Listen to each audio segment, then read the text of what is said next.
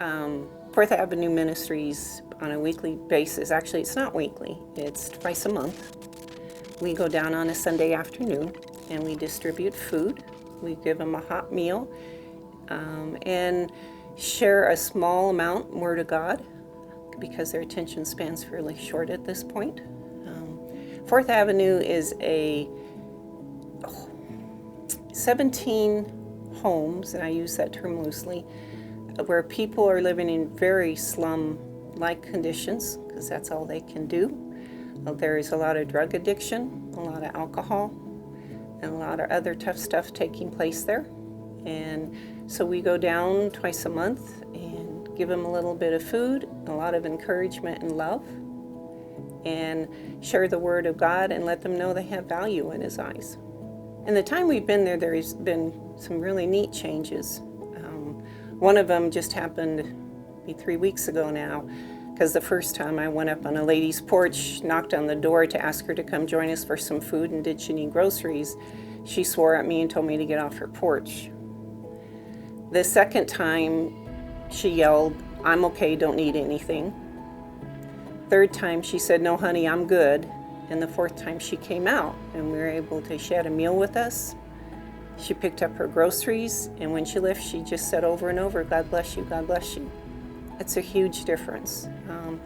Along with that, we're also hearing from the police department that although they're still called in there a lot, it's not for the violent things that had been before. So there is even a shift that way in that area. There's people who were afraid to talk, who now speak to us and actually sit. They're really hungry. They love for company. They want to sit and just have someone spend time with them. And so now they'll just sit at the tables and we'll enjoy about 2 hours together. It's wonderful.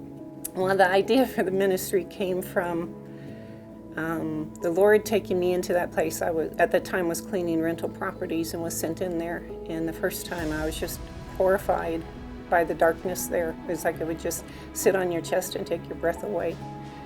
And then the Lord sent me back a second time, and I began to see the people there, not to be in fear of them, but to see the harshness that they were living in, and it was hard. Third time was similar, but on the fourth time, there were some things that happened that just broke my heart.